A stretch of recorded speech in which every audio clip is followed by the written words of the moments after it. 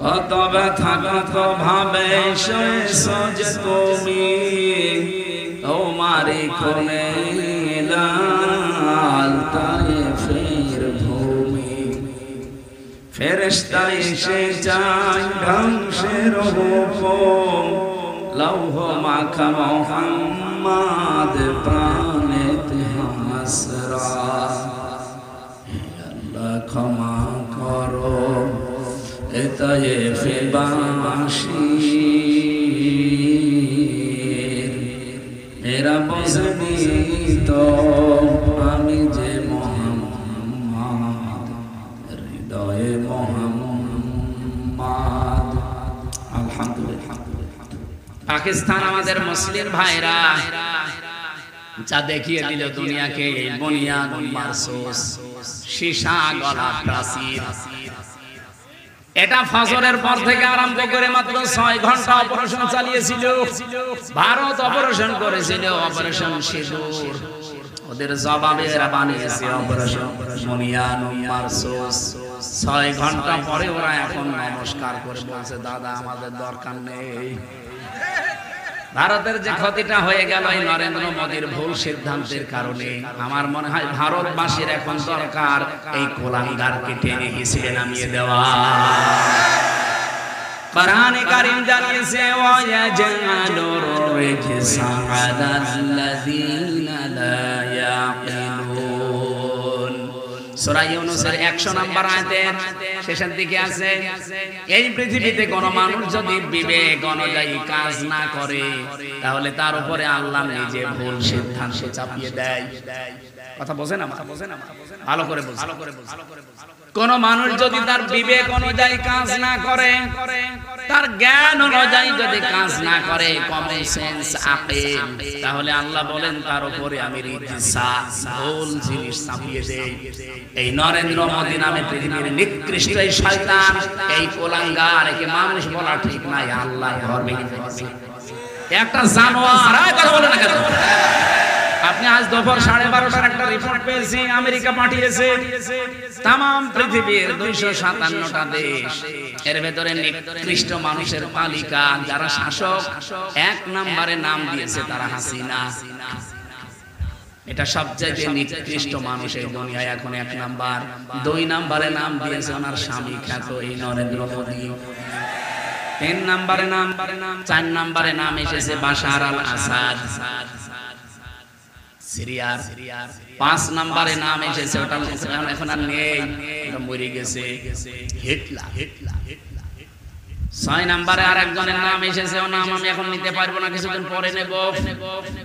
এই 6 জনের নাম তারা আন্দাজে বানায়নি, বানিয়েছে মানব অধিকার নষ্ট করার কারণে। এই মোদী তামাম দুনিয়ায় যা করে দেখালো মানব অধিকার নষ্ট করে। ও বলছে আমি জঙ্গি হামলা চালিয়েছি। কেন জঙ্গি হামলা চালাতে গিয়ে মসজিদ ভাঙলেন? আপনি যদি জঙ্গিদেরকে মারেন, আমরা আপনার পক্ষে আছি। জঙ্গি তো আপনি নিজেই। জঙ্গি মানে সন্ত্রাসী হিসাবে আপনারা বলেন, জঙ্গি মানে সন্ত্রাসী। পৃথিবীর বড় সন্ত্রাসী নরেন্দ্র মোদী না? আপনি তাকিয়ে বলেন তো, আল্লাহর ঘর যারা ভেঙে দিতে পারে তাদের মতো সন্ত্রাসী দুনিয়ায় আবার কে আছে? কত মুসলমানকে আপনি বিদায় করে দিলেন বিনা কারণে। আপনার এই ভুল সিদ্ধান্তের কারণে আজকে ভারতে কত নিরপরাধ মানুষ, কিন্তু এই যে সৈন্যবাহিনী তারা কিন্তু একেবারে কুকুরের মতো করে মরিয়ে পড়ে আছে। এই মানুষগুলোর মায়ের বুক খালি করলেন এই ভুল সিদ্ধান্তের কারণে। এই জন্যই তো আল্লাহ এমন কিছু চাপিয়ে দিয়েছে যে এখন উঠে আসা সম্ভব না। যা ক্ষতি করে ফেলেছে ভারতে, এটা এখন 50 বছর লাগবে এই ক্ষতি পোষাতে ওদের সাথে। এখন আমরাও চাই বাংলাদেশে যারা আছেন তারাও যদি ভুল সিদ্ধান্ত নেন, বিবেক কাজে না লাগান, কমন সেন্স যেটা দিয়েছে, আকল যেটা বলা হয়, এটা যারা পেয়েছেন যদি কাজে না লাগান, ভুল সিদ্ধান্ত চেপে পড়বে, তখন সামাল দেওয়া কঠিন হয়ে যাবে। এখানে আর দেরি না, দেশের জনগণ 18 কোটি মানুষ এখন এক বাক্যে বলছে এই নিষিদ্ধ জিনিসকে নিষিদ্ধ করে দেন। আপনারা কেন কালক্ষেপণ করবেন? আলহামদুলিল্লাহ, ঠিক আছে। আমি আরো ঘন্টা খানিক আগে শুনেছি। না, নিষিদ্ধ করা খুব দরকার ছিল। কারণ কি জানেন, যে মানুষগুলো পালিয়ে গেছে ওরা নয় পালিয়েছে, কিন্তু ওদের ব্রেন তো নষ্ট হয়নি, ওরা তো এখনো কাজে লাগাচ্ছে। এই যে হাসাও মাহমুদ, এই শয়তানকে বসে আছে বাইরে, শয়তান তো যদি মরেও যায় ওরে মনে হয় দায়িত্ব দিয়ে। এরকম হাজার হাজার শয়তান, 4500 শয়তান অলরেডি ভারতে আছে। আমি 5 তারিখের পর থেকে যত দেশে গেলাম, প্রায় দেশে দেখি 2-4 জন শয়তান বসে আছে। সিঙ্গাপুরে, মালয়েশিয়া, থাইল্যান্ড, বাহরাইন, যতগুলো দেশ ঘুরছি, হোটেলে উঠি তো হোটেল থেকে নিচে নামে একটু খাবার খাওয়ার জন্য, চা খাওয়ার জন্য, দেখে 2 শয়তান। কি গো হুজুর, আমরা আগে আপনি পালালেন কেন? আপনাদের না 620টা বাড়ি, হ্যাঁ আপনাদের না 620টা বাড়ি, একটা বাড়িতে তো এখন থাকতে পারেন না। বলে তাওবা করে ভালো হয়ে যাব, আপনাদের বিশ্বাস করব কি করে? ইতিহাস তো আমরা জানি, 14 বার সুযোগ দিয়েছিলাম, একবারও ভালো হয়নি।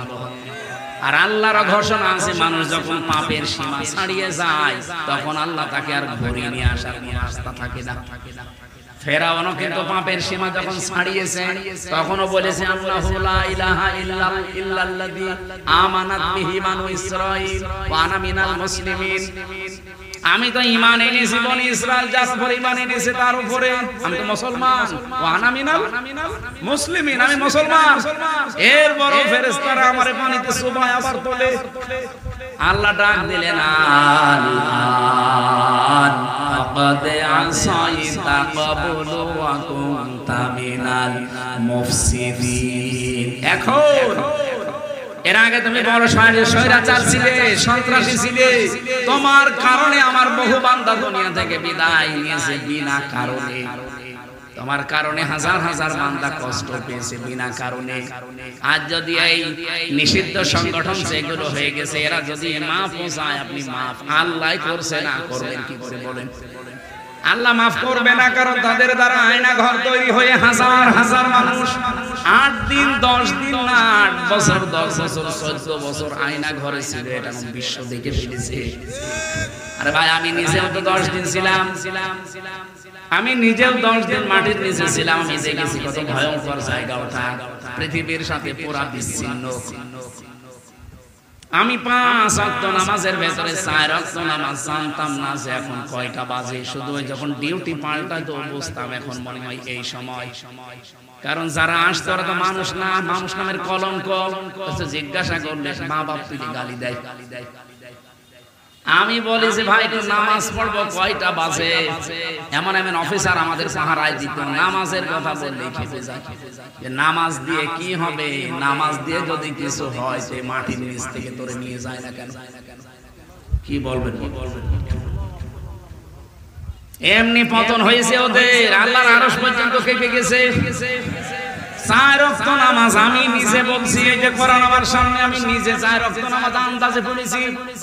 আমি জানি না কোন দিকে পশ্চিম, আমি জানি না কোন দিকে কিবলা, কারণ আমার পেছনে হাত হ্যান্ডকাপ দিয়ে বাঁধা, আমার মাথায় দড়ি লাগিয়ে ওরা টাঙিয়ে রাখার চিন্তা করেছিল 11 ঘন্টা। আমার চোখ তো কালো কাপড় দিয়ে বাঁধা, মাটির নিচে শুধু ছলছল করে আওয়াজ হয় পানির। আমার মনে হয় পাশ দিয়ে কোনো ড্রেন ছিল।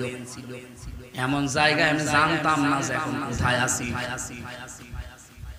আমার তো তাও 10 দিন পরে জেলখানায় দিয়ে দিল, কিন্তু ব্যারিস্টার আরমান 8 বছর একাধারে একটা ঘরে কাটিয়েছে। আপনি নিজেকে একটু দাঁড় করান তো, ওই জায়গা কেমন লাগে আপনার? 8টা বছর 10টা বছর একটা মানুষ পড়ে আছে, এমনকি নিজের নাম বসে ভুলে গেছে।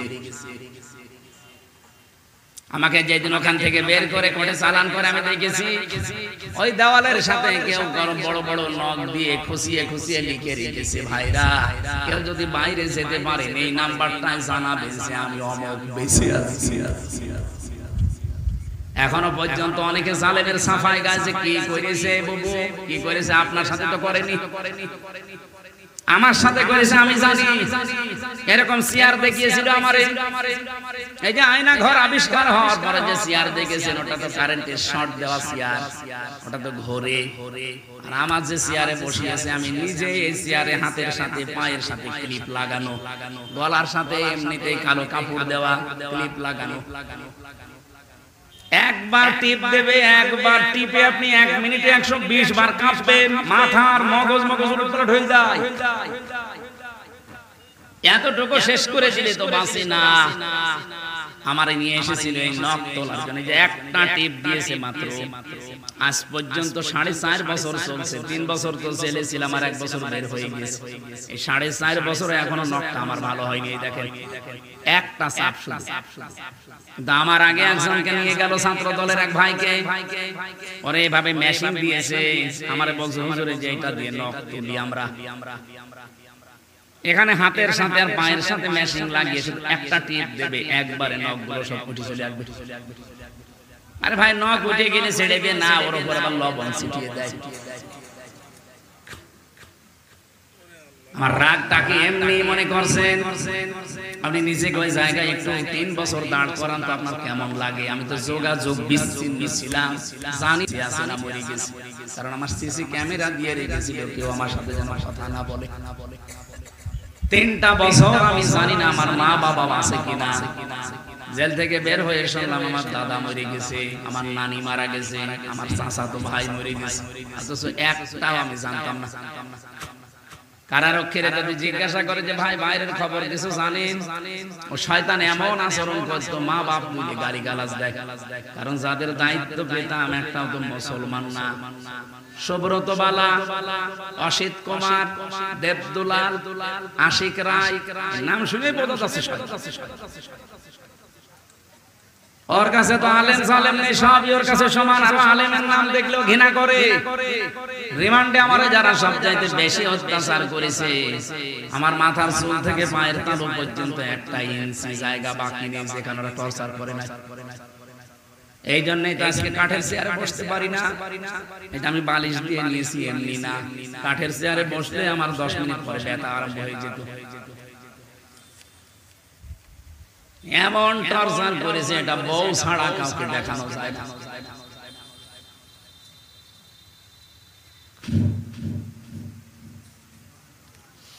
আমার ভাইরা, আমি যে কথা আপনাদের শোনাতে চাই, নিষিদ্ধ এমনি এমনি করে না, নিষিদ্ধ এমনি হয়ও না। অনেকগুলো পাপ জমা হয়ে আছে। ফেরাউনকে যেমন আল্লাহ ফেরত আসার আর সুযোগ দেয়নি, ওর পথ যারা স্বৈরাচারী মনোভাব নিয়ে এগিয়ে গিয়েছে তাদেরকে আল্লাহ আর ফেরত দেবে না। আগামীতে কেউ যদি এরকম মনোভাব নিয়ে চলেন, 5 বছর পরে দেখবেন আপনার বাড়ি ওই জালেমদের মতো শ্মশান হয়ে গেছে। এই জন্যই তো একজন বলছে ওদেরকে নিষিদ্ধ করার দাবি তুলছে, 2 দিন পর যদি আমাদের তোলে, আপনার এত ভয় কেন? আপনি কি স্বৈরাচার?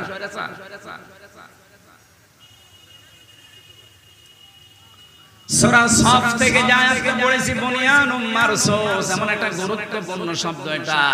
এই পৃথিবীতে 2টা কাতারকে আল্লাহ সবচাইতে বেশি পছন্দ করে। কয়টা? 2টা কাতারকে আল্লাহ সবচাইতে বেশি ভালোবাসে। আল্লাহ নিজের নজর দিয়ে তাকিয়ে রাখে। 1 নাম্বার কাতারের নাম নামাজের কাতার, 2 নাম্বার কাতারের নাম জিহাদের ময়দানের মুজাহিদদের কাতার। সেই কাতারের শব্দ থেকেই পাকিস্তান যেটা ছেড়ে দিয়েছে ওইটার নাম বুনিয়ানুম মারসুস। রব্বুল আলামিন বলেন, ইন্নাল্লাহা ইউহিব্বুল্লাযীনা ইউকাতিলুনা ফী সাবিলিহি সাফফান কাআন্নাহুম বুনিয়ানুম মারসুস। অবশ্যই আমি আল্লাহ নিজে ভালোবাসি।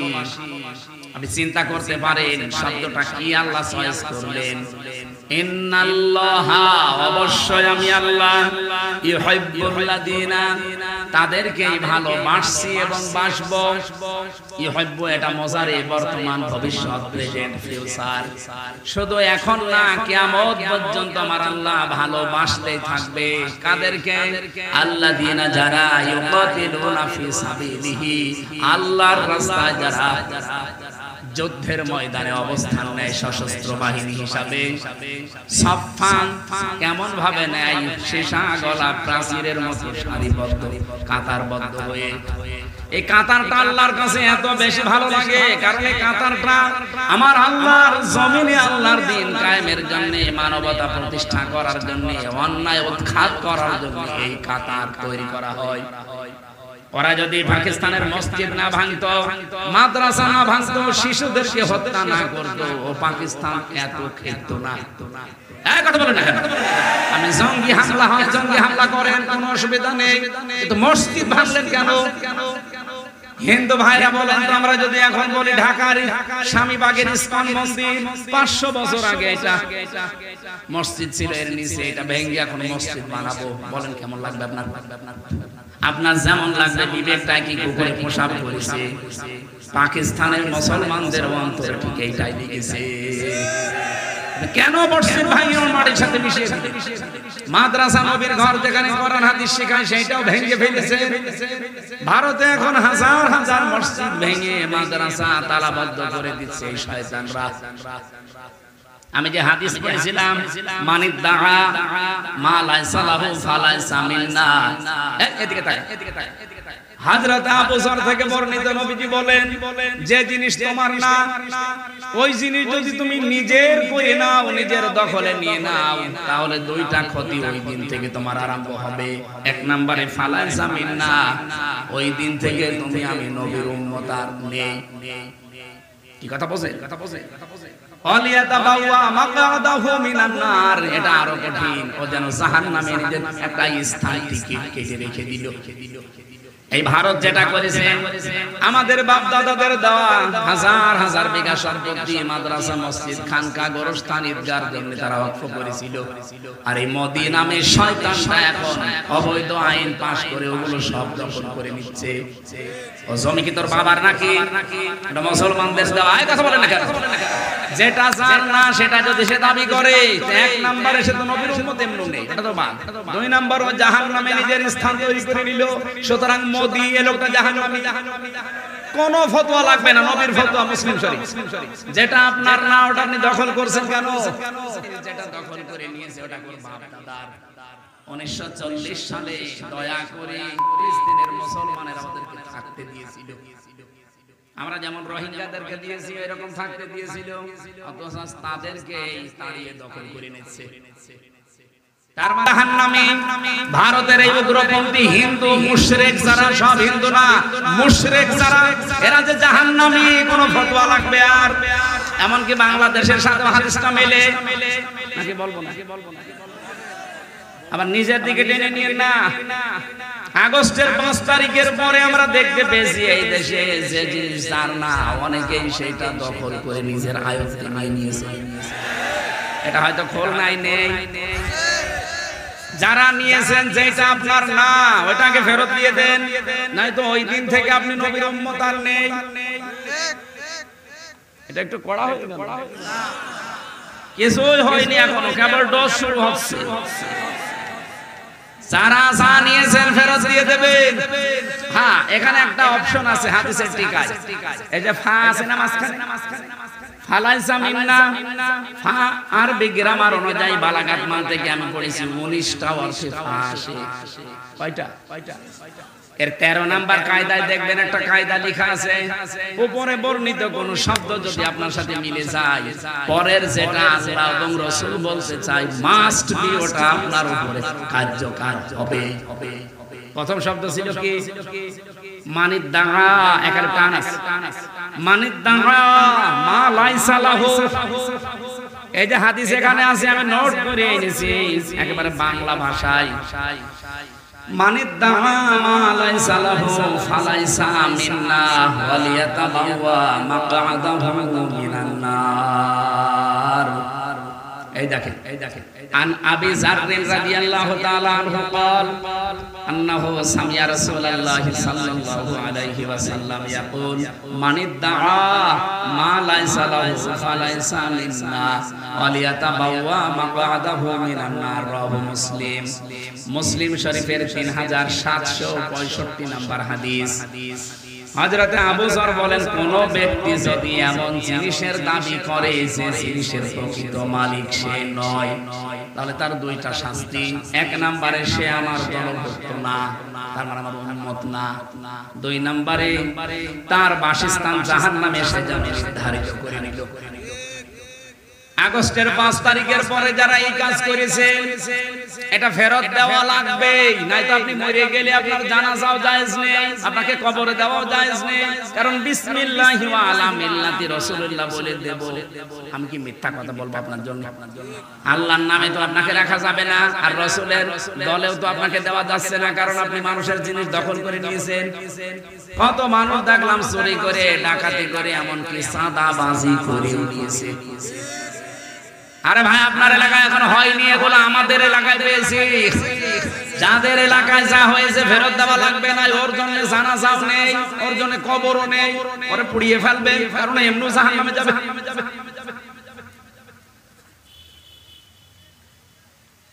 আমি বললাম না টিকা, একটা কথা আছে যে হাদিসের টিকায় পড়বেন, মুসলিম শরীফের যে নাম্বার বললাম টিকা পড়বেন, আমি দেখেছি নবীজি বলেন, হ্যাঁ যদি কোনো জিনিস তোমার হাতছাড়া হয়ে যায়, তোমার দখলে ছিল কিন্তু ওইটা কেউ কেড়ে নিয়েছিল, ওইটা যদি আবার তুমি ফেরত পাও, তাহলে এই হাদিসের যে শাস্তি আছে তার আওতা মুক্ত থাকবে।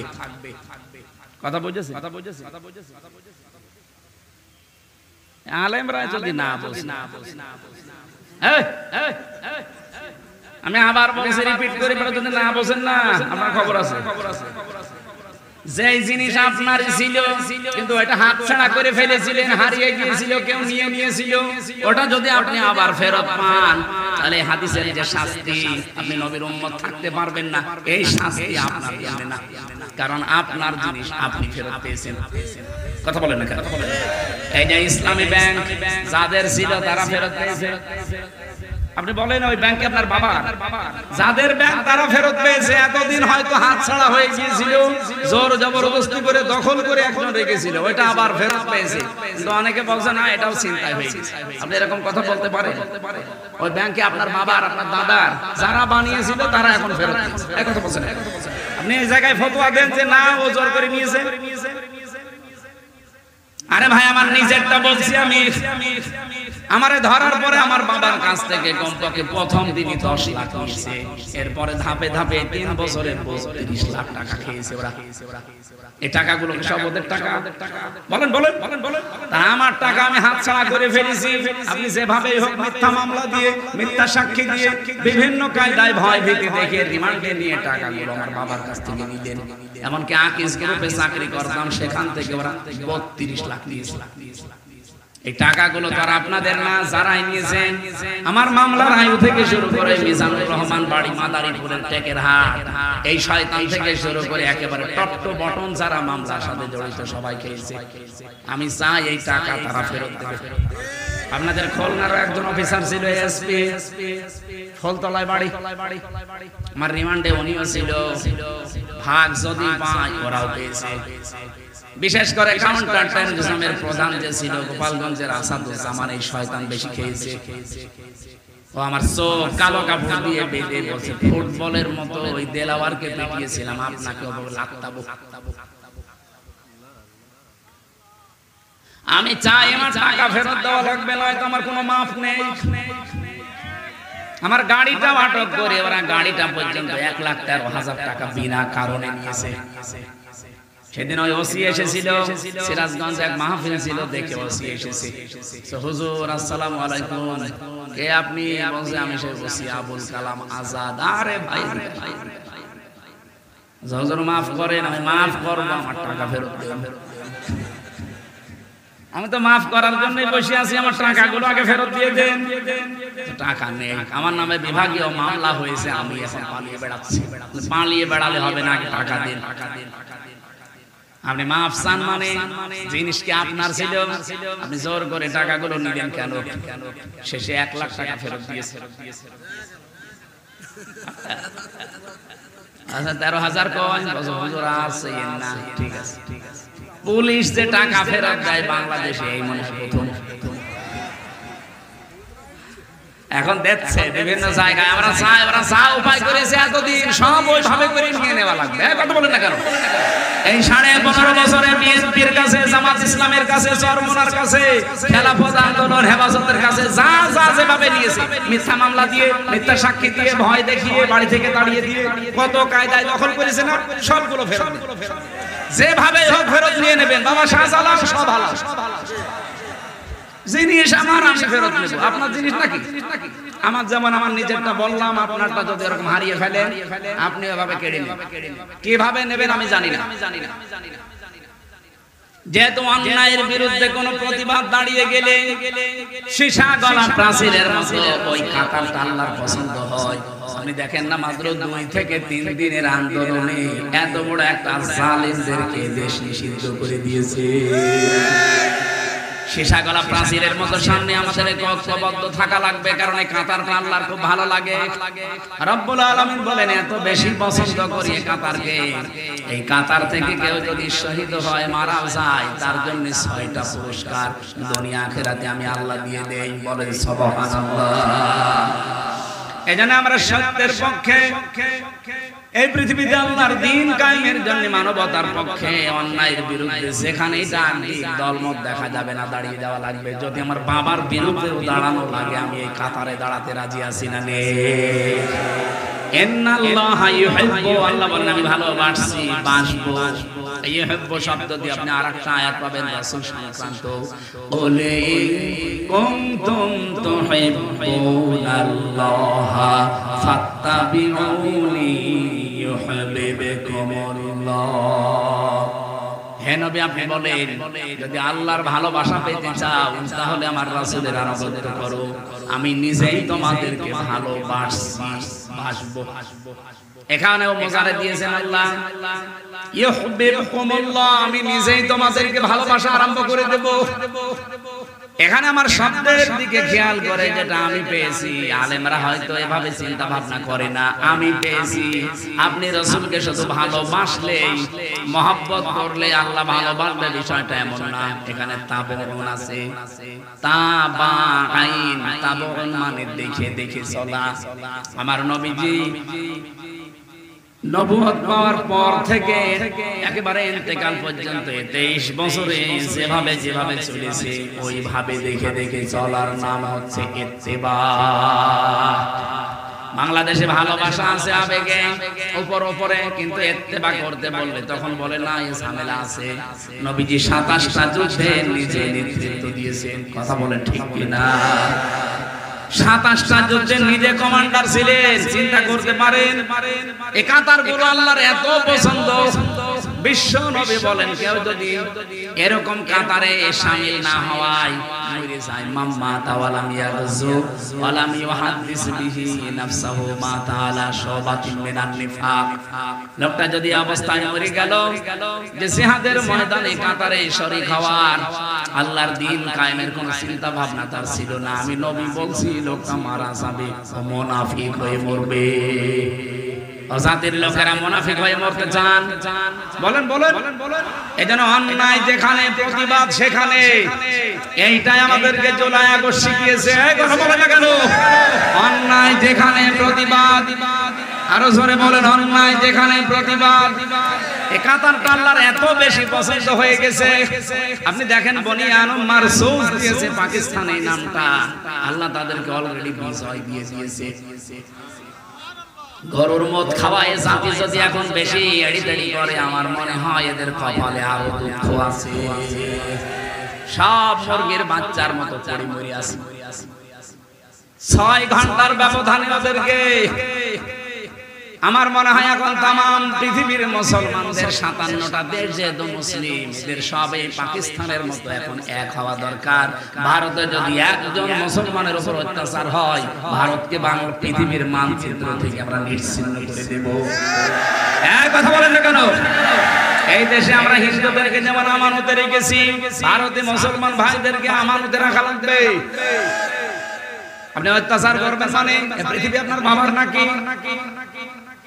পৃথিবীর সবার জন্য বসবাসের উপযুক্ত জায়গা আমরা করতে চাই।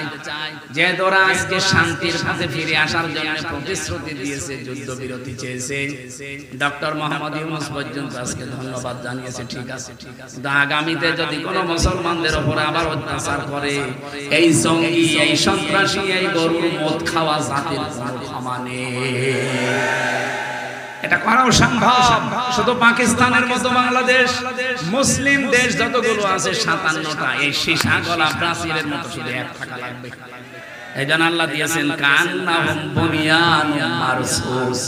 এই সফ এই কাতার এত বেশি আমার পছন্দ হয় যারা সীসা গলা প্রাচীরের মতো ঐক্যবদ্ধ হয়ে দাঁড়িয়ে যায়। এ বাংলাদেশে আমরা এরকম একটা কাতার এরকম একটা প্রাচীর চাই। হ্যাঁ, কথা বলেন না কেন? নারী কমিশনের মতো সামনে যদি কোনো কমিশন উল্টা পাল্টা কোন রিপোর্ট দিতে চায় এরকম দলমত নির্বিশেষে কাতার হয়ে যাওয়া লাগবে। আর আপনি বিশ্বাস করবেন এই কাতারকে আল্লাহ সবচাইতে বেশি ভালোবাসে। আর একটা কাতার আছে যে কাতারকে আল্লাহ খুব বেশি ভালোবাসে, ওটা নামাজের কাতার। এই জন্য নবীজি জানিয়েছেন নামাজে দাঁড়ালে যার জন্য কাতার বাঁকা হবে পুরা গুনাহ তার হবে। এমনকি নামাজে যদি কাতার বাঁকা হয়ে যায় তার অন্তর পর্যন্ত আল্লাহ বাঁকা করে দেয়, সে আর হেদায়েত পাবে না। ও বাংলার মুসলমানেরা, আজ আমাদের দেশে যেহেতু নামাজ আছে কিন্তু নামাজের কাতার নেই। প্রশ্ন আসতে পারে এত কাতার দিচ্ছে প্রতিদিন 5 বার করে যে কাতার নেই মানে এ কাতার সে কাতার না। কোরআনে কারীম জানিয়েছে ওয়াকিমুস সালাতা ওয়া আতুস যাকাতা ওয়ারকাউ মা'আর রাকিবিন। সূরা বাকারার 43-44 নম্বর আয়াতে আছে এই পৃথিবীতে যারা নামাজ কায়েম করে আর যাকাত দিয়ে দেয়, আমি আল্লাহ বলছি 3 নম্বরে তাদের আরেকটা গুণ হবে, তারা রুকুকারীদের সাথে রুকু করবে কাতারবদ্ধ হয়ে জামাতে। বলেন তো আয়াতের ভেতরে বিধান পেলাম আমরা একটা একটা করে 3টা। 1 নম্বরে ওয়াকিমুস সালাতা, যারা নামাজ কায়েম করবে। খুলনাবাসী নামাজ কায়েম করার দায়িত্ব কি আমির হামজার? কার? আল্লাহর মানে নামাজ কায়েম করার দায়িত্ব রাষ্ট্রের। এজন্য কোরআনে কারিমে যেখানে নামাজ কায়েমের কথা দেখবেন আল্লাযীনা ইম্মাক্কান্নাহুম ফিল আরদি আকামুস সালাহ, যাদেরকে রাষ্ট্রীয় ক্ষমতা আমি দেই তারা যদি মুসলমান হয় তাদের প্রথম দায়িত্ব তারা নামাজের বিল আনবে। আরো জোরে বলেন। তাহলে নামাজের বিল এটা তৈরি করার দায়িত্ব রাষ্ট্রের।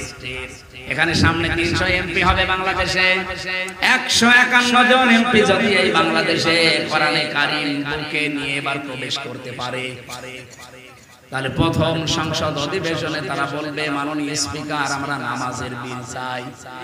হ্যাঁ, কথা বলে দেখেন। স্পিকার যদি বলেন হাত তোলেন, 151 জন যারা কোরআন বুকে নিয়ে প্রবেশ করেছিল ওরা যদি একবারে হাত তুলতে পারে ওই দিনই নামাজ বাংলাদেশে কায়েম হয়ে যাবে। ওই দিন থেকে 18 কোটি মানুষ দেশে নামাজ আদায় করবে। আপনি হয়তো ভোট দিয়েছিলেন এই মানুষকে নামাজ কায়েমের জন্য, একটা 18 কোটি মানুষ নামাজ পড়লে যে সওয়াব পাবে প্রতিদিন ওই সওয়াব আপনিও পাবেন। এটা যদি আমি বানিয়ে বলি আলেমদেরকে জিজ্ঞাসা করেন সূরা নিসা 5 নাম্বার পারা 10 নাম্বার পৃষ্ঠা 11 নাম্বার লাইনের 85 নাম্বার আয়াতের প্রথম অংশে আছে। এত দলিল দিয়েও যদি কারো মন খারাপ হয়, যদি বলেন না ওইদিকে টেনে বলছেন, এদিকে আসেন আসেন আসেন, কানের নিচে এমন জোরে 2টা দেব আপনি সব বুঝে যাবেন। এত ভেঙে ভেঙে আয়াত নাম্বার পারা নাম্বার পৃষ্ঠা নাম্বার লাইন নাম্বার বলে দিয়েও যদি এর মন খারাপ হয়, ওকে মানুষ না আবু জেহেল আবু জেহেল চুরি করে কোরআন শুনতে আরে এত দলিল দিয়েও মানতে চায়। আরে ভাই নামাজ কায়েমের কথা বললে আপনার গায়ে আগুন ধরে। এটা তো আমার দায়িত্ব না, এটা দায়িত্ব সরকারের।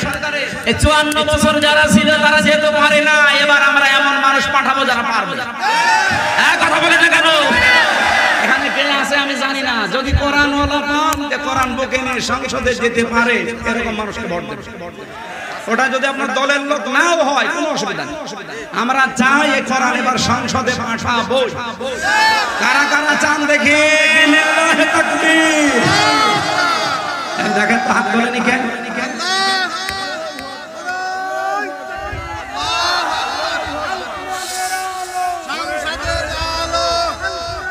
আলহামদুলিল্লাহ, এই হাত ধরে যেন আল্লাহ কবুল করেন এবার কোরআনকে সংসদে নেওয়ার জন্য। ওয়াতু যাকাতা, যাকাত কায়েম করা লাগবে, যাকাত দেওয়া লাগবে, এটা দায়িত্ব সরকারের। আমাদের দেশে যেহেতু এখনো পর্যন্ত এটা কায়েম হয়নি, ইসলামী ব্যাংকে যেটা চলে মুশারাকা, মুদারাবা, মুরাবাহা, বায়ে সালাম, বায়ে ইস্তেসনা, বায়ে মুআজ্জাল, ওয়াহিদা, 28টা নিয়ম আছে ইসলামী অর্থনীতিতে। আমরা চাই এই নিয়মটাই বাংলাদেশের যত ব্যাংক আছে, সোনালী, রূপালী, চৈতালি ব্যাংক আছে, ওটাও হয়ে যাবে। এরকম যত ব্যাংক আছে তারাও যেন ইসলামের এই যে অর্থনীতির যে চ্যাপ্টার আছে এই নিয়ম নীতি মেনে চলে। কারণ এগুলো চলছে না, এই জন্য গরিব আরো গরিব হয়ে যাচ্ছে, ধনী আরো ধনী হচ্ছে। আর এটার দায়িত্ব পালন করবে রাষ্ট্র। কে? ওই সূরা হজের ওই যে 41 নম্বর আয়াতের পরের অংশ এটা, আল্লাযীনা ইম্মাক্কান্নাহুম ফিল আরদি আকামুস সালাতা ওয়া আতাবুজ যাকাত। এজন্য আমাদের উচিত হচ্ছে এরকম কিছু তৈরি করে সামনে এগিয়ে দেওয়া, যে মানুষগুলো নামাজের বিল আনবে, যাকাতের বিল আনবে, অন্যায় কাজগুলো আইন পাশ করে বন্ধ করে দেবে, সাদাবাজি, দুর্নীতি, ঘুষ খাওয়া, সুদ খাওয়া, আর ভালো ভালো কাজ যেগুলো আছে সেগুলো আইন পাশ করে করে জারি করে দেবে। এই দেশটা মিনি জান্নাত হয়ে যাবে। আর কাউমার রাকিবিন, রুকুকারীদের সাথে রুকু করো, জামাতবদ্ধ হয়ে নামাজ পড়ো। আর জামাতবদ্ধ হয়ে নামাজ পড়তে গেলে কাতার লাগে।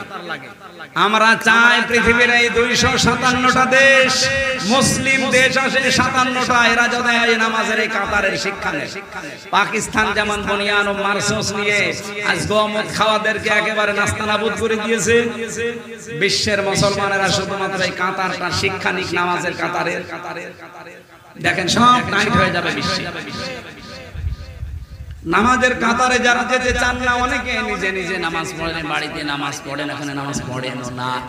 আমর আহলাকা বিস সালাতি ওয়াসতাবির আলাইহা লা নাসআলুকা রিজকা নাহনু নারযুকুকা ওয়া আকিবাতু লিত-তাকওয়া।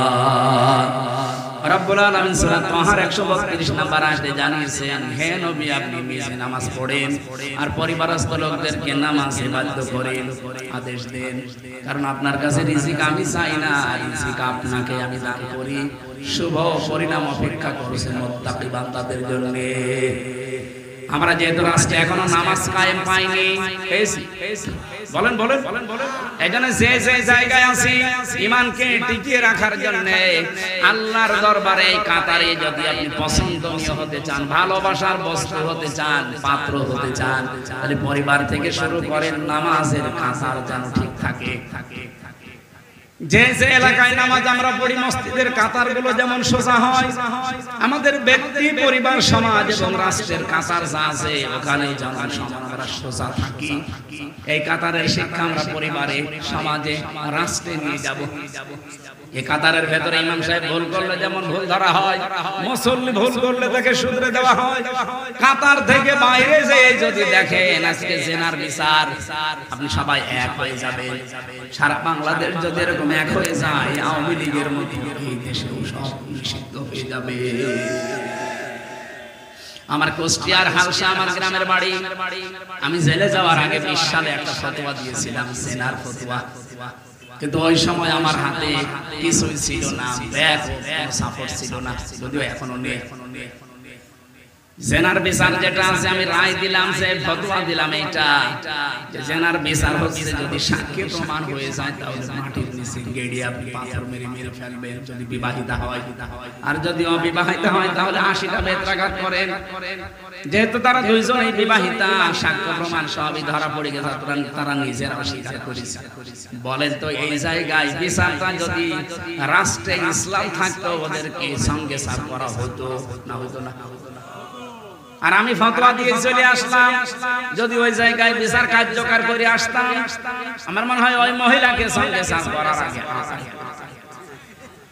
পুলিশে তার পরের দিনে আমরা ধরে বলতো, হুজুর এদেশে ইসলাম কি রাষ্ট্রীয় অবস্থায় আছে, আপনি ফতোয়া পর্যন্ত দেন, কার্যকর করতে গেলেন কেন? আসেন আপনাকে সঙ্গে সাথ করুন। আমরা আগে আগে আগামীতে চাই, আমাদের পেছনে যেন আমাদের এই কোরআনের ব্যাকআপ থাকে। এই দেশের প্রত্যেকটা কেন্দ্রীয় মসজিদের ইমাম হবে, খতিব হবে এক একজন বিচারপতি। যেমন কাবা শরীফের বিচারপতি ছিলেন আব্দুর রহমান সুদাইসি, উনি শুধু কাবার ইমাম না, উনি বিচারপতি। উনি যেটা রায় দেবে ওইটাই ওদের আইন। আমরাও এটা এই দেশে চাই না। এমনি অন্যায় বন্ধ। এই দুইটা কাতার যেহেতু আল্লাহ ভালোবাসেন, পছন্দ করেন, এই দুই কাতারে থাকতে রাজি নেই আমরা। বলেন বলেন বলেন। মেয়েরা যারা এসেছেন স্বামীকে উদ্বুদ্ধ করবেন সৎ পথে থাকার জন্য। অবৈধ পথে যাওয়ার জন্য উদ্বুদ্ধ করলে আপনার হাসর হবে লূত নবীর স্ত্রীর সাথে। এক কথা বলেন না কেন? আমার এলাকার একটা ঘটনা আমি পড়েছিলাম, দেখেছিলাম যে এই লোকটা কোনো কাজ কারবার ছিল না। তার বউটাও বাজার করে জুয়া খেলে, বাজার থেকে যে টাস খেলে জুয়া খেলে টাকা পেয়েছে, বাড়িতে বাজার করে নিয়ে গেছে 2 ব্যাগ। ওর বউ ডাক দিয়ে বলছে, দেখো কোথায় পেলে? ও সরাসরি বলেছে জুয়া খেলেছি। বউ বলে, না, পেটে আমার এখন যে সন্তান আছে, এই সন্তান এখনো পর্যন্ত পরিপক্ক হয়নি, এটা আমি ফেলেও দিতে পারি। তুমি যে হারাম খাবার নিয়ে আসলে, এটা খেয়ে যেটা আসবে এটা জন্মগতভাবে হারামজাদা হবে। কথা বলেন না কেন? এটা জন্মগতভাবে হারামখোর হচ্ছে না। দরকার তুমি এই সমস্ত কাজ কারবার ছাড়বা, নাইতে আমারে বাদ দিবা। কয়েক মাসের ভেতরে সে পরিবর্তন হয়ে নিজেকে কন্ট্রোলে নিয়ে এসেছে, এখন কাজ করে খায়। মেয়েরা যারা এসেছেন আপনাদের শুধু নামাজ পড়া, রোজা রাখা, কালো বোরকা পরা ইবাদত না, স্বামীকে দ্বীনের পথে চালানোর জন্য ওই মহিলার মতো কঠোর হওয়া ইবাদত। ইয়ারফা'ুল্লাহু আল্লাযীনা আমানু মিনকুম ওয়াল্লাযীনা উতুল ইলমা দারাজাত। তোমাদের ভেতরে যারা ঈমান আনে আর ইলম অর্জন করে, দিন যত যাবে তাদের মর্যাদা আল্লাহ বাড়াতেই থাকবে। এই জন্য ইয়ারফা দিয়েছেন নজারে, এটা বর্তমান ভবিষ্যৎ, প্রেজেন্ট ফিউচার।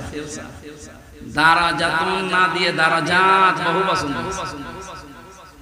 তাফসীরে মুফাসসির লিখেছেন, সত্যি যদি আপনার ঈমান থাকে আর ঈমানটা যদি ভেজাল মুক্ত হয়, আমাদের ঈমানে ভেজাল আছে না? 2 নম্বরে এলেম শুধু পেলেই হবে না, জ্ঞান অনুযায়ী আপনার কাজ থাকা লাগবে। বাংলাদেশে যাদের জ্ঞান ছিল কিন্তু কাজ ছিল না, তারা ঘৃণিত হয়ে গেছে। এই যে মাওলানা ফরিদউদ্দিন মাসুদ, এর জ্ঞান ছিল কিন্তু কাজ ছিল না। কথা বোঝে? যারা জ্ঞান ছিল কিন্তু জ্ঞান অনুযায়ী তারা কাজ করে নাই, আল্লাহ তাদের জ্ঞান ঘৃণিত বানিয়ে দিয়েছে। যুগে যুগে বানিয়েছে। এর আগে বালাম বিন বাউরা জ্ঞানী ছিল, তো জ্ঞান অনুযায়ী কাজ না করে জ্ঞানের উল্টা কাজ করেছে, আল্লাহ কুকুর বানিয়ে দিয়েছে। আমার ভাই নবীজির দোয়া ছিল যে আমার উম্মতকে চেহারা বিকৃতি এবং একবারে ধ্বংস করে দেবে না। এই দোয়া যদি কবুল না হতো তাহলে এই ফরিদউদ্দিন মাসুদের মতো যত মুনাফিক আলেম এই দেশে কবে চেহারা পাল্টিয়ে কুকুর শুকুর হয়ে যেত। আমি এর চাইতে নিকৃষ্ট কথা বলতে পারবো। এরপরও যদি কেউ সংশোধন না হয় আগামীতে, আমার মনে হয় তাকে আল্লাহ এই পৃথিবীতে কুকুরের মতো ঘৃণিত করে দিবে। এই জন্য শুধু জ্ঞান থাকলে হবে না, জ্ঞান অনুযায়ী কাজ করতে হবে। পৃথিবীতে সবচেয়ে বেশি জ্ঞানের উপরে কাজ করেছিল কারা? নবীরা। আল্লাহ পাক বলেন, ইয়া হাসরাতান আলাল ইবাদ মা ইয়াতিহিম মির রাসূলিন ইল্লা কানু বিহি ইস্তাহজিউন। সূরা ইয়াসিনের 30 নম্বর আয়াতে আছে, আমার বান্দাদের জন্য আমার আফসোস, আক্ষেপ, এমন কোন নবী রাসূল দুনিয়ায় পাঠায়নি যার সাথে ওরা ঠাট্টা করে নাই, বিদ্রূপ করে নাই। খুলনাবাসী বলেন তো নবীদের চরিত্র খারাপ ছিল। তারা তাদের লোকের মেয়ের দিকে তাকাতো, মানুষের ঘর বাড়ি ভেঙে দিত। কেন? তাদের উপর অত্যাচার। একটাই কারণ, তারা জ্ঞান অনুযায়ী আমল করত। জ্ঞান অনুযায়ী আমল করতে গিয়ে পৃথিবীতে অনেক নবী তাদের নাম পর্যন্ত পাল্টিয়ে ফেলেছে। কিছুদিন আগে আমি বাইরের দেশে ছিলাম, ইহুদিদেরকে যদি জিজ্ঞাসা করা হয় যে তোমাদের নবীর নাম কি, ওরা বলে যোসেফ। যোসেফ মানে মুসা আলাইহিস সালাম। হযরতে মুসার নাম তারা পাল্টিয়ে যোসেফ বলে ডাকে। খ্রিস্টানকে যদি জিজ্ঞাসা করা হয় তোমার নবীর নাম কি, বলে যিশু। যিশু মানে ঈসা আলাইহিস সালাম। আর হযরতে দাউদ নবীর নাম পাল্টিয়ে ডেভিড বলে ডাকে। আমাদের জাতির পিতা যিনি, এই খুলনার পাশে এই জেলার উনি না, অনেকে মনে করে উনি বাঙালি জাতির পিতা, এটাও মিথ্যা। কি কথা বলেন? এমনকি বঙ্গবন্ধু এই নামটাও মিথ্যা।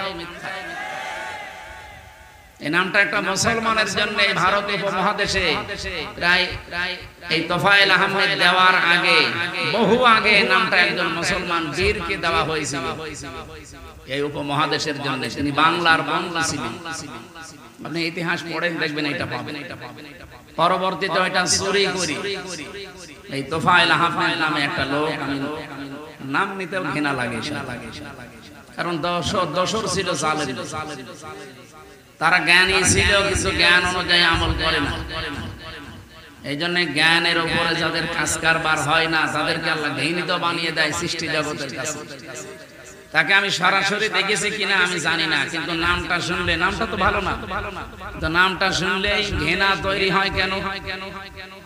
কারণ তাকে ঘৃণিত বানিয়ে দিয়েছে আল্লাহ নিজে। তাদের জ্ঞানের উপরে কোনো কাজ ছিল না। যদি জ্ঞান অনুযায়ী, বিবেক অনুযায়ী কাজ করতো, এই জালেমা মহিলাকে 15 বছর সাপোর্ট করছে। এই জন্য অলরেডি আজকে নিষিদ্ধ হওয়ার পথে আমার মনে হয় এতক্ষণ হয়েও গেল, আলহামদুলিল্লাহ। কারণ সন্ত্রাসী যারা, ফ্যাসিস্ট যারা, স্বৈরাচার যারা, তারা যতদিন পর্যন্ত নিষিদ্ধ না হবে ততদিন এই দেশ শান্ত হবে না। আমরা চাই তারা নিষিদ্ধ হয়ে অন্তত তারাও ভালো থাক, আমরাও ভালো। আজকে এক দাদা বাবুর কথা শুনলাম, উনি বলছে এরকম যদি নিষিদ্ধ হয় কিছুদিন পরে তো আমাদেরকেও নিষিদ্ধ করে দেবে। কেন আপনার ভয় লাগে? কেন? আপনি কি ওইরকম কিছু করেন? আপনি যদি আগামীতে ওইরকম কিছু করেন, আপনাদেরকেও এই জাতি নিষিদ্ধ করে দেবে, কোনো অসুবিধা নেই। কারণ সে সাহস শক্তি এখন আগস্টের 5 তারিখের পর থেকে এই জাতির ভেতরে এসে গেছে। সম্মানিত ভাইরা, আমরা যে কথা বলেছিলাম, নবীদের চরিত্র খারাপ ছিল না, ভালো ছিল, কিন্তু তাদের নামটা পাল্টিয়ে দিয়েছিল। ইব্রাহিম নবীর নাম ওরা বলে যে আব্রাহাম, সর্বোচ্চ ইব্রাহিম বলা যায়, কিন্তু আব্রাহাম বলা যাবে না। কোরআনে কারীম যে 7 কিরাতে পড়া যায়, তার ভেতরে 3 নাম্বার কিরাত এটা, আযকুর ফিল কিতাবি ইব্রাহিম। মিশরের কারি আছে না, ডাক্তার আহমেদ নাইনা রহমতুল্লাহ, কি হাফিজাহুল্লাহ, ওনার তেলাওয়াত শুনবেন, দেখেন 7 কিরাতে পড়ে কোরআন শরীফ। 3 নাম্বার কিরাতে এই টানটা দেয়, আযকুর ফিল কিতাবি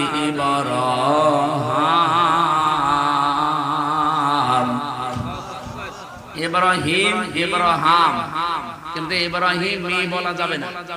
এই শব্দটা অনারবি শব্দ, উজমা বলা হয়। ইব্রাহিম, ইসমাঈল, ইসহাক, ইয়াকুব, এই শব্দগুলো আরবি শব্দ না। কথা বুঝতেছে? কোন ভাষার শব্দ? অনারবি শব্দ। এটা আরবিতে ব্যবহার করেছেন আল্লাহ। কোরআনে কারিমে যেহেতু আছে, যারা বালাগাত মানতেক পড়ে, আরবি গ্রামার যারা জানে, এরাব দেওয়া যারা বোঝে, অনারবি শব্দতে কখনো আপনি মানে জের দিতে পারবেন না। শেষে হয় জবর দেবে, নাই পেশ দেবে। মানে ইব্রাহিম মা হবে, নাই মু হবে, মি বলা যাবে না। যেহেতু একটা ক্লাস চলছে না, আরবি গ্রামারের ক্লাস চললে আমরা এসব গুলো ভেঙে ভেঙে আপনাদের বলতাম। আমি বোঝাতে চাই যে ইহুদিরা, তারা আমাদের জাতির পিতা যিনি, আল্লাহর ঘোষণা দেওয়া, এটাকে আমরা বানিয়েছি। মিল্লাত আবিকুম ইব্রাহিম ওয়া সাম্মাকুমুল মুসলিমিন। তোমাদের জাতির পিতার নাম ইব্রাহিম আলাইহিস সালাম, কারণ তিনি তোমাদের নাম রেখেছেন মুসলমান। এখান থেকে একটা মাসলা বের হয়। এদিকে তাকান, আর এই যে দাঁড়িয়ে আছেন কেন ভাই? বাবা হিসাবে উনি আমাদের উপর একটা দায়িত্ব পালন করেছে। যেহেতু আমরা বাবা, জাতির বাবা মানি কাকে? ইব্রাহিমকে। বলেন বলেন, শুধু বাংলাদেশে আমরা না, তামাম দুনিয়ায় 210 কোটি মুসলমান এখন সবাই বলে জাতির পিতা। আরো জোরে বলেন, জাতির পিতা। আর যারা জোর করে বানাতে চেয়েছিলেন, তার নাম মানুষ বলে ঘোড়ার ডিম। আমি বাকিটা বললাম। জোর করে সম্মান পাওয়া যায় না, এটা প্রমাণ হয়ে গেছে। জোর করে সম্মান দেওয়ার জন্য একেবারে 14 বংশ উঠে পড়ে লেগেছিল। আগস্টের 5 তারিখের বিকাল আসতে আসতে সম্মান মাটির সাথে মিশিয়ে দিল। এমনকি যেখানে যেটা ছিল চোখ কান নাক সব তুলে ফেলেছে। আর কুষ্টিয়া যেটা ছিল ওটা মাটির সাথে অলরেডি একেবারে মিশিয়ে দিয়েছে। ওইটা এখন আল্লাহ চত্বর বানিয়েছে। আমার মনে হয় বাংলাদেশের প্রত্যেকটা গুরুত্বপূর্ণ জায়গায় আল্লাহর 99টা নাম লিখে কাঁচ দিয়ে ঢেকে রাখা দরকার। অন্তত চতুর্পাশে যখন মানুষ ঘুরবে একটা নাম হলেও যেন উচ্চারণ হয়। তাছাড়া আবার ছাতা মাথা কি উল্টা পাল্টা জিনিস দিয়ে। মুসলিম দেশগুলোতে ভ্রমণ করে দেখেছি, বিশ্ব রোডের সাথে তারা আল্লাহু আকবার, সুবহানাল্লাহ, আলহামদুলিল্লাহ, লা হাওলা ওয়ালা কুওয়াতা ইল্লা বিল্লাহ, আস্তাগফিরুল্লাহ এগুলো লিখে রাখে। অন্তত চলতে ফিরতে যদি 24 ঘন্টায় মানুষ 2 বারও পড়ে, তাও নাম উচ্চারণ হচ্ছে কার? ওখানে তার বাবার নাম উচ্চারণ করার দরকার নেই। বিপদে পড়লে বাঁচাতে পারে কে? নাকি বাবা পারে? এই জন্য ওই সমস্ত বিষয়গুলো আমাদের রাষ্ট্রে যারা দায়িত্বে আছেন এবং সামনে আসবেন এগুলো খেয়াল করবে, তাহলে আপনাকে জাতি ভালোবাসবে। আমার ভাইরা, পিতা হিসাবে তিনি এই যে হুয়ার ফাইল তিনি সরাসরি নিচে হুয়া সাম্মাকুমুল মুসলিমিন। আমি তাফসিরে পড়েছি এই হুয়ার ফাইল কর্তা দুইজন। 1 নম্বরে নাম দিয়েছে আল্লাহ নিজের নাম, যে আমি তোমাদের নাম মুসলমান রেখেছি। 2 নম্বরে নাম দিয়েছে আমাদের পিতা, জাতির পিতা যিনি কি।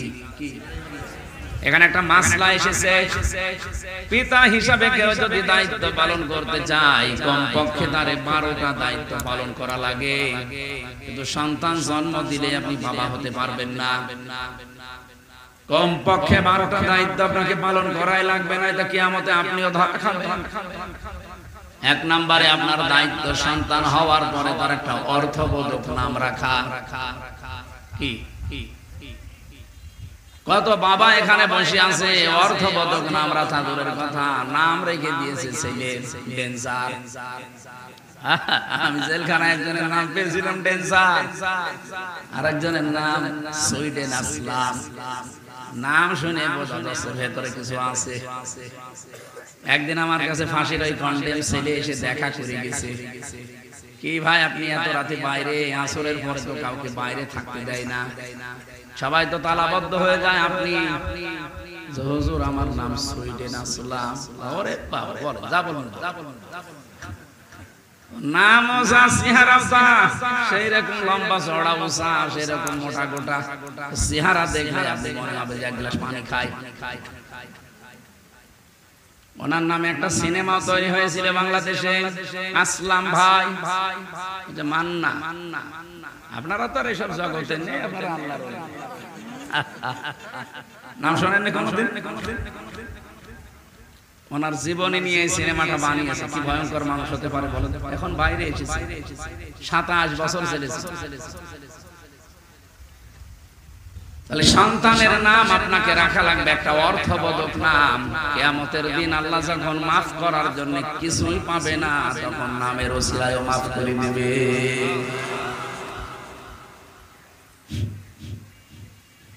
আপনার নাম কি রেখেছেন আপনি সন্তানের? সেদিন কুষ্টিয়াতে এক দোকানের সামনে লেখা দেখলাম মিহাদ স্টোর। বললাম যে ভাই কি এটা? আমার ছেলের নাম। মিহাদ মানে জানেন? না আমি কোরআনে পেয়েছি। আরে ভাই কোরআনে তো আছে, মিহাদও আছে, ফেরাউনও আছে, নমরুদও আছে, হামানও আছে, নেই? আপনি শব্দের অর্থ দেখবেন না, মিহাদ মানে নিকৃষ্ট স্থান, এরকম নাম রাখবেন। সন্তান হলে আলেমদেরকে জিজ্ঞাসা করে একটা অর্থবোধক নাম রাখবেন। নামের প্রভাব মানুষের জীবনে কিন্তু অনেকাংশে পাওয়া যায়। এই কথা বললেন না কেন? নামের প্রভাব অনেকের জীবনে কিন্তু প্রতিফলন ঘটতে দেখা যায়। আমার ছোটবেলায় নাম আমার বংশের মানুষ যারা, বিশেষ করে আমার দাদা, উনি রেখেছিল সোহেল রানা, নায়কের নাম। পরবর্তীতে মাদ্রাসা আসার পরে প্রিন্সিপাল সাহেব বলেন না এই নাম রাখা যাবে না। আমি নাম আজকে থেকে পাল্টিয়ে দিলাম আমির হামজা। এই নামটা ভালো না? নাম শুনে অনেক মানুষ ভয় পায়।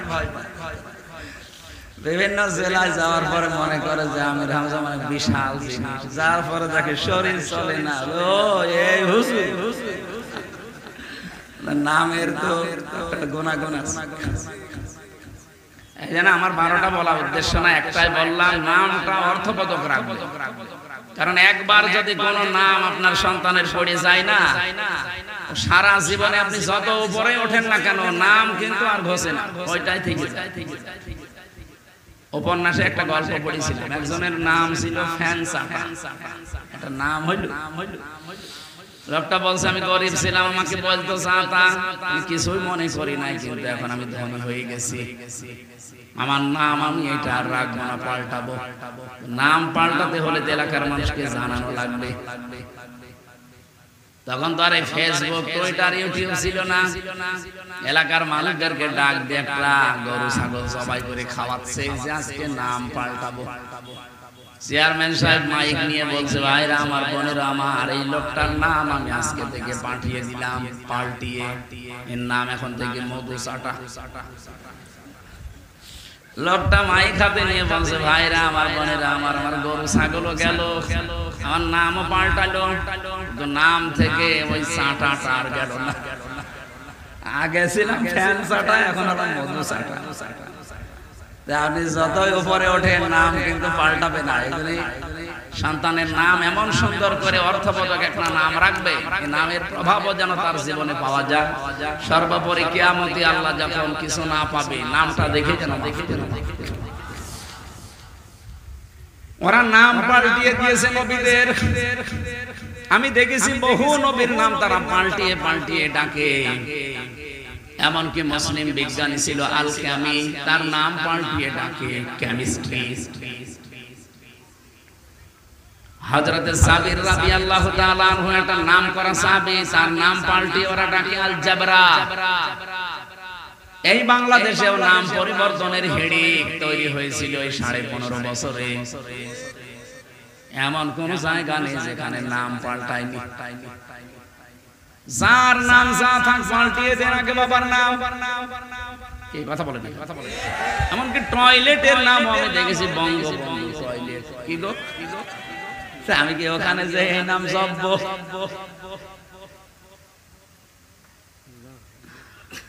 যত উপরে তুলেছিল আল্লাহ তত নিচে নামিয়ে দিয়েছে।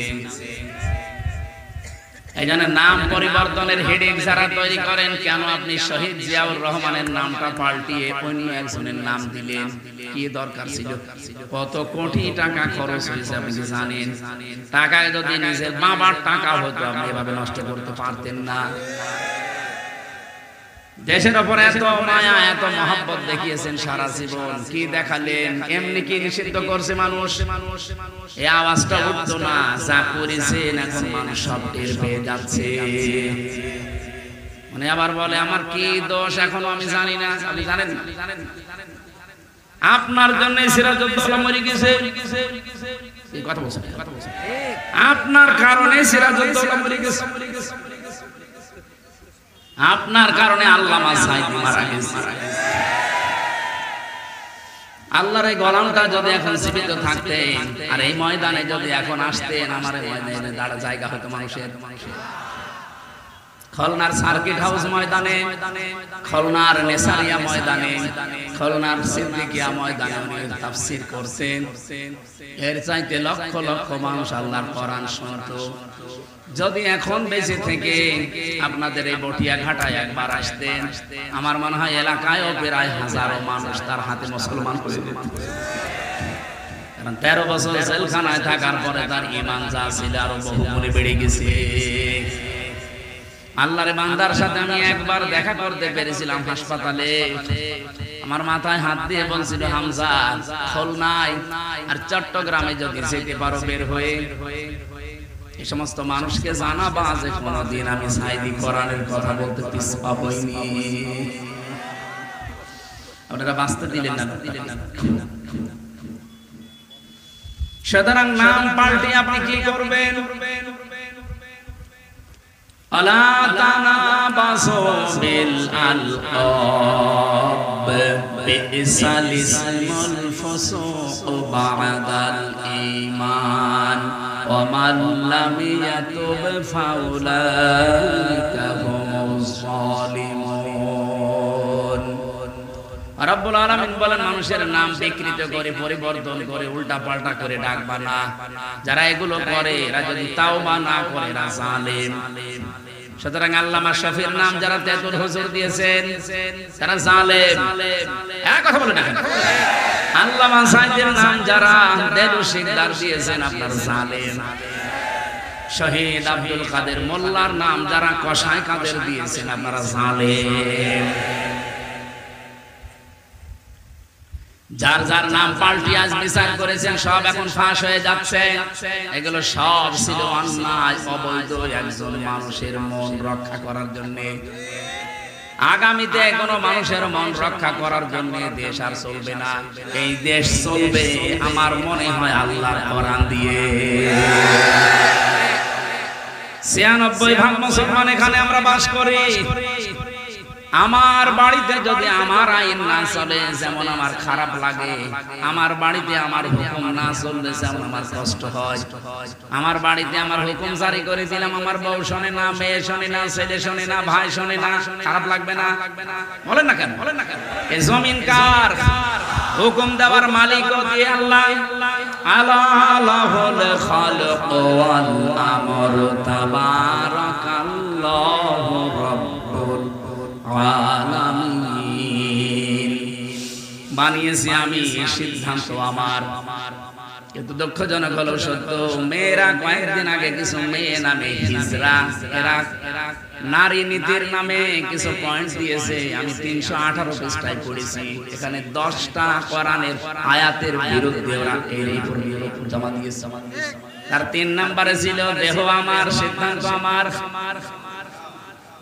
আপনি বললেই হবে দেহ আপনার সিদ্ধান্ত আপনার মানে দেহ আপনার বাবা দিয়েছে আপনার মা দিয়েছে আপনার বাবা আর মা হয়তো শুধু বিছানায় ছিল এতটুকুই কি বাকি কি সব কাজ আমার আল্লাহ নিজে করেছে ওই বীর্যটা থেকে শুরু করে হামজা বানিয়েছে কে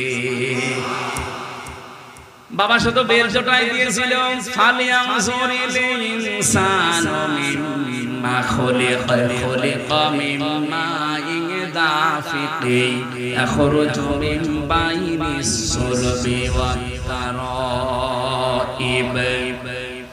আল্লাহ পাক বলেন মানুষকে একটু নজর করে দেখে না তার জন্মের দিকে কি দিয়ে তাকে বানালাম দ্রুত গতিতে বের হয়ে যাবে না পাক পানিটা দিয়ে এখানে সলবন আল্লাহ 1 বছর দিয়েছেন তারাইব দিয়েছেন বহু বছর আলেমদেরকে বলছি কোনদিন চিন্তা করেছেন কেন আল্লাহ সলবন 1 বছর দিলেন আর তারাইব কেন বহু বছর দিলেন আখরুজু তিনি বের করেন মিন বাইনিস সুলবি ওয়াত তারাইব আল্লাহ পাক বলেন সলবন হচ্ছে পুরুষের লজ্জাস্থানের নাম আর তারাইব হচ্ছে মেয়েদের লজ্জাস্থানের নাম কেন আমি 1 বছর এটা দিলাম এটা বহু বছর দিলাম জানো এই পৃথিবীতে পুরুষের তুলনায় সন্তানকে দুনিয়ায় নিয়ে আসা পর্যন্ত কমপক্ষে 3 গুণ কষ্ট মায়ের বেশি হয়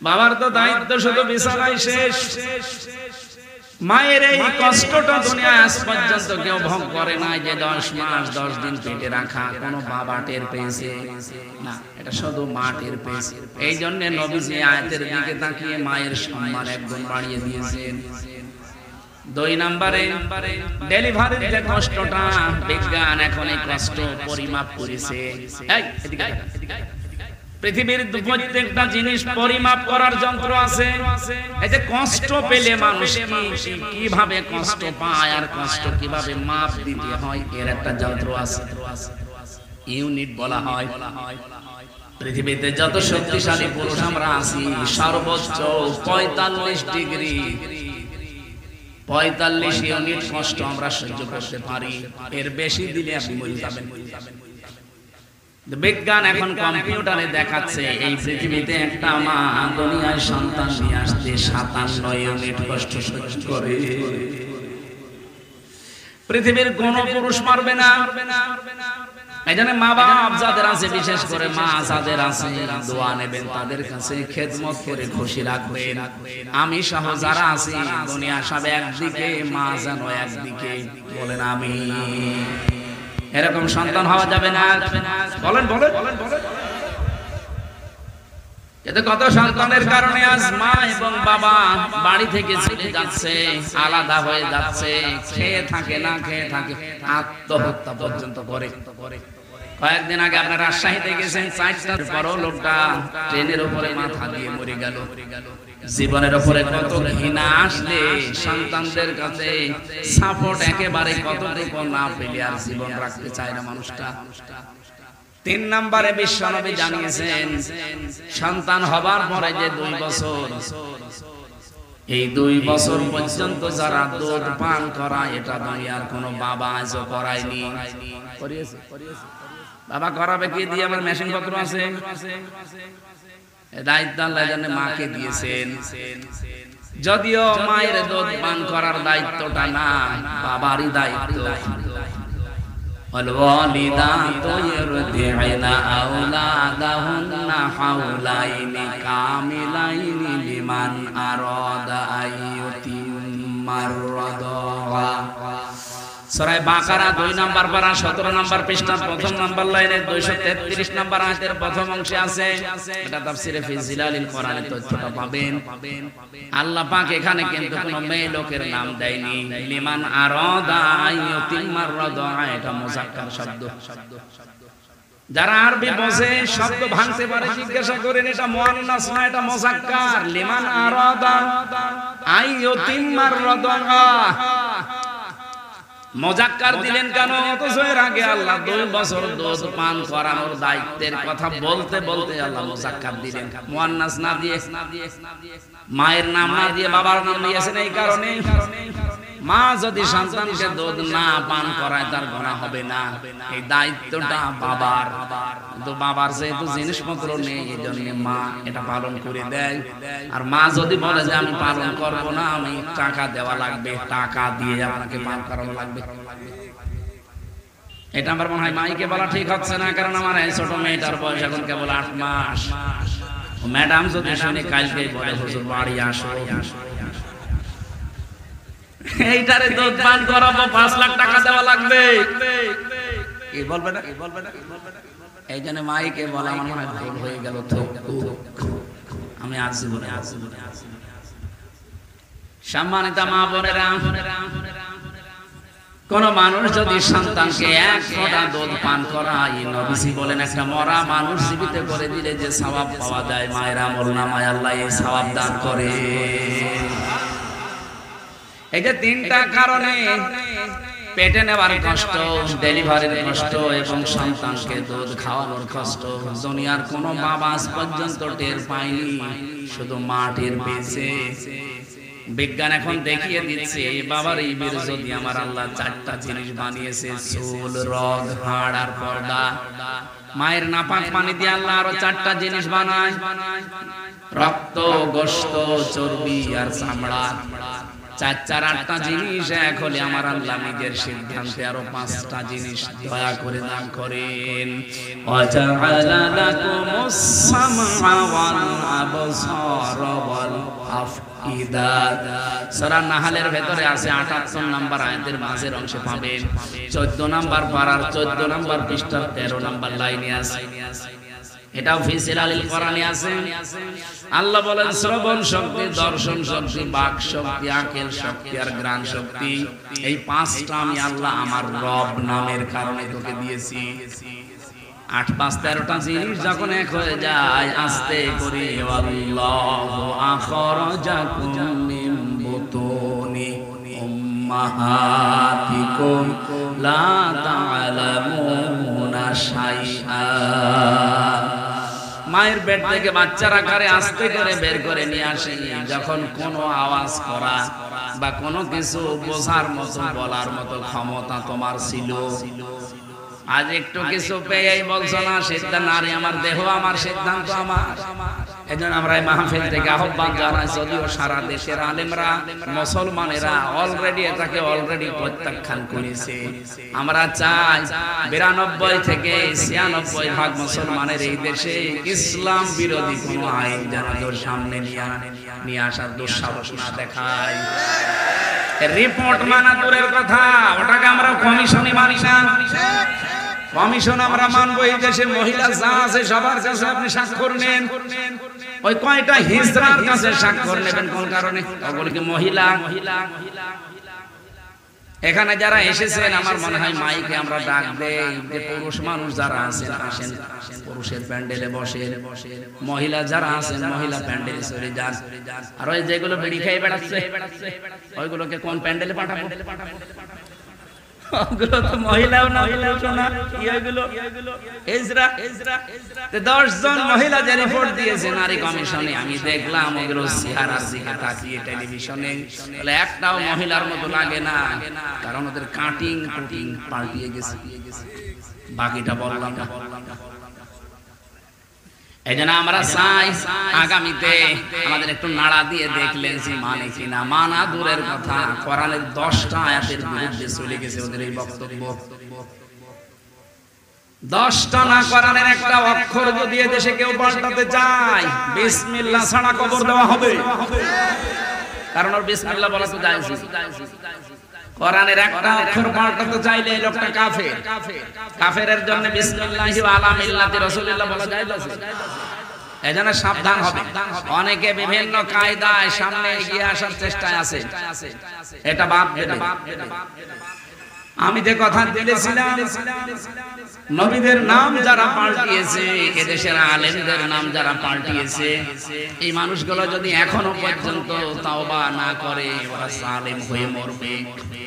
কথা বলেন না কেন? এই জন্য জ্ঞান অনুযায়ী যদি আপনি আমল না করেন আপনারও কিন্তু পরিণতি এই ফরিদউদ্দিন মাসুদের মতো হবে। কই লোকটা এখন তার বের হয় না, এখন তার বলে না যে সাইদির ফাঁসি চাই, এই কথা বলছেন না? আজকে আসেন শাহবাগে, আপনি আপনার ঠ্যাং ভেঙে ফেলবে জনগণ। কত বড় নিকৃষ্ট মানের মানুষ হলে এই পৃথিবীর, আমার মনে হয় এখন তামাম দুনিয়াতে যদি 10 জন মানুষকে মানুষ সম্মান করে তার ভেতরে আল্লামা সাইদি একজন, যিনি কাবা শরীফে প্রবেশ করে নামাজ পড়েছিলেন। আপনি যেতে পারবে? আপনার বাপ যেতে পারবে? আল্লাহর ঘর, ইন্না আউওয়ালা বাইতি উযিয়া লিন-নাস লাল্লাযী বিবাক্কাতা মুবারাকা ওয়া হুদান লিল আলামিন। রব্বুল আলামিন বলেন সর্বপ্রথম এই পৃথিবীতে যে ঘরটা বানিয়েছি তার নাম কাবা, যেটা মক্কায় অবস্থিত, তার মানে মক্কায়। এটা আমি মানুষের জন্য হেদায়েতের মশাল বানিয়েছি। তামাম পৃথিবী থেকে মানুষেরা কাবা শরীফে যাচ্ছে, অলরেডি বাংলাদেশ থেকে আরম্ভ হয়ে গেছে। কথা বলেন না কেন? কেন এখানে যাবে মানুষ? হুদাল লিন-নাস পর্যন্ত আল্লাহ দিয়ে শেষ করেননি, হুদাল লিল আলামিন দিয়েছেন। বিশ্বের যত মানুষ আসবে কাবা শরীফে আল্লাহ এমন কিছু দিয়ে রেখেছে, কাবা তাদেরকে হেদায়েতের পথ বলে দিতে পারবে। আল্লাহ কেন দিলেন আমি চিন্তা করেছিলাম আয়াতটা নিয়ে, সূরা আলে ইমরানের 95, 96, 97 নম্বর আয়াত।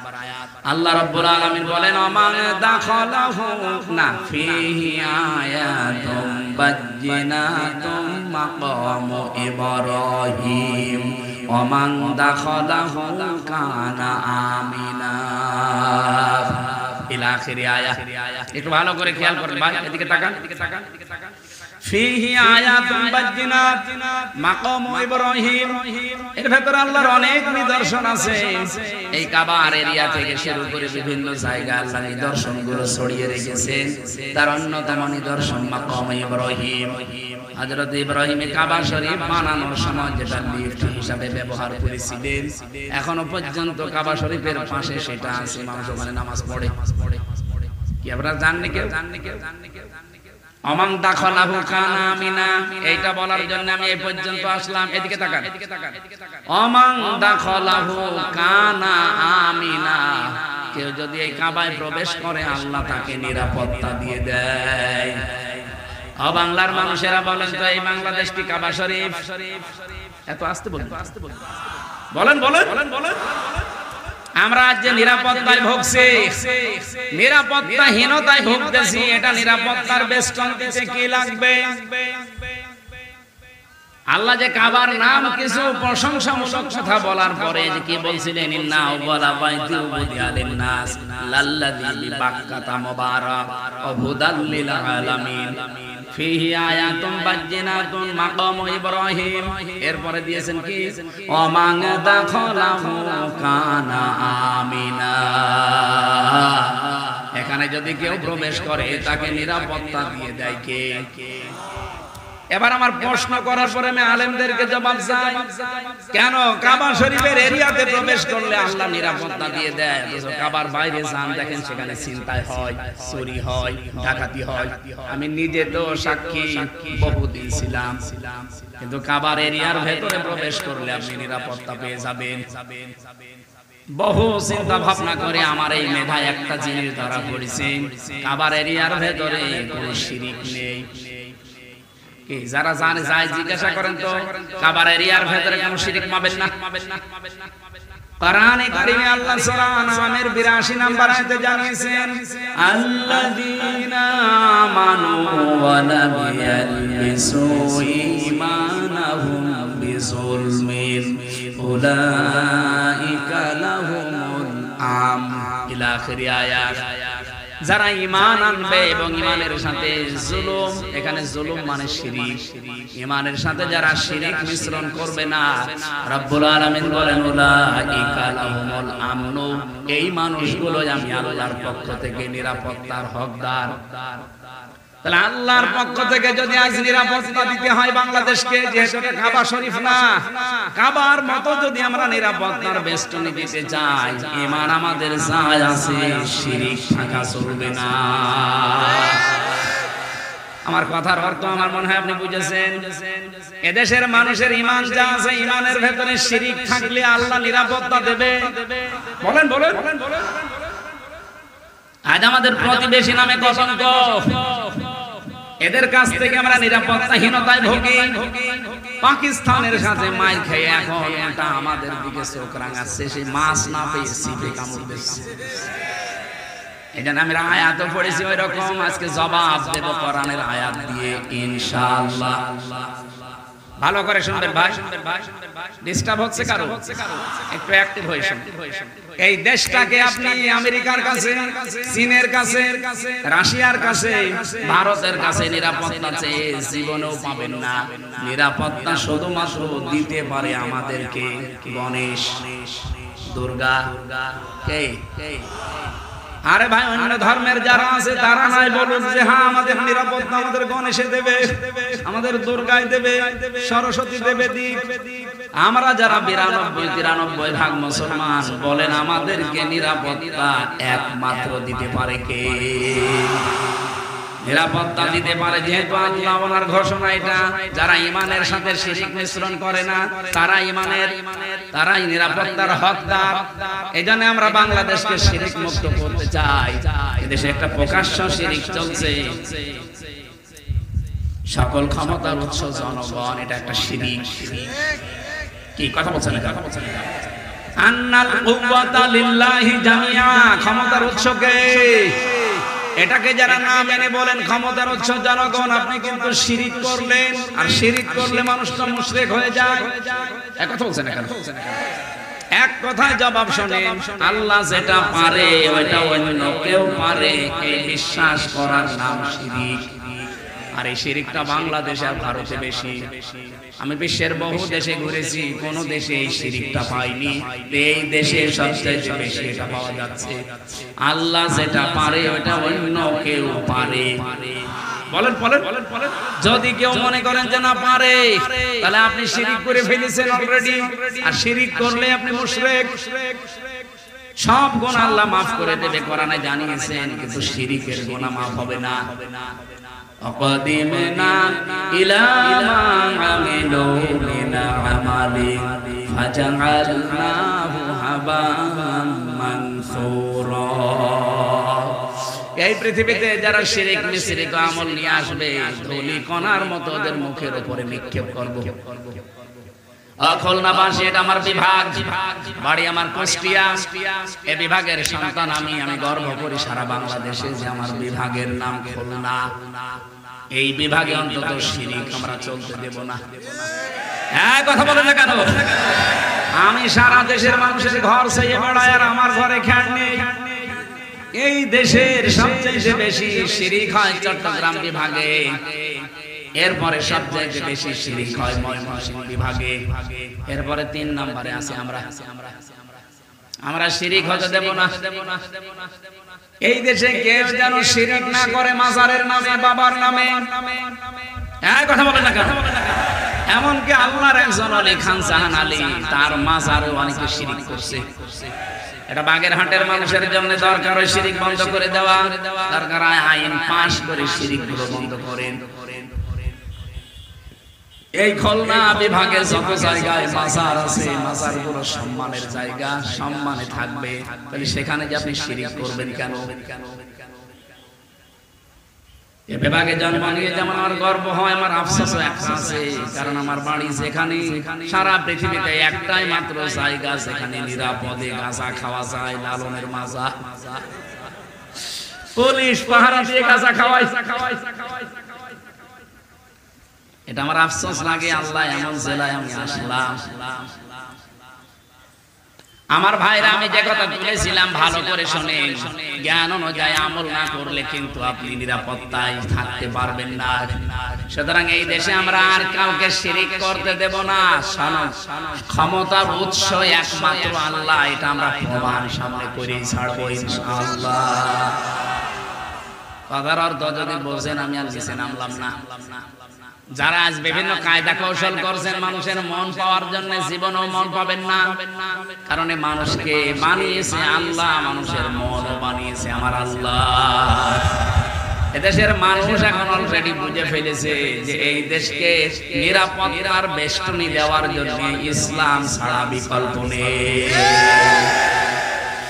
গোবিন্দ পরামানিক পর্যন্ত সেদিন বলেছে, এই খুলনায় সেদিন এক হিন্দু নেতা বলছিল, এই দেশে যদি ইসলাম আসে আমরা সব চাইতে বেশি নিরাপত্তায় থাকতে পারবো।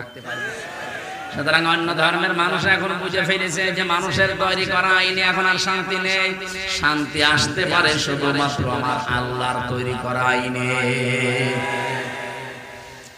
আমি যাদের সম্মান কামনা করেছি, দিন যত যাবে তাদের সম্মান তত বাড়িয়ে দেবে আমার আল্লাহ। যদি ঈমান থাকে শিরক মুক্ত এবং তাদের ঈমান অনুযায়ী যদি আমল করে, তার জ্ঞান অনুযায়ী, যাদের নামই বললাম, এত মানুষের নাম আপনারা দিয়েছেন, এই মানুষগুলোর সম্মান মর্যাদা আল্লাহ দুনিয়া আখিরাতে তাদের ঈমান আর আমল অনুযায়ী যেন আল্লাহ বাড়িয়ে দেন। বলেন আমিন।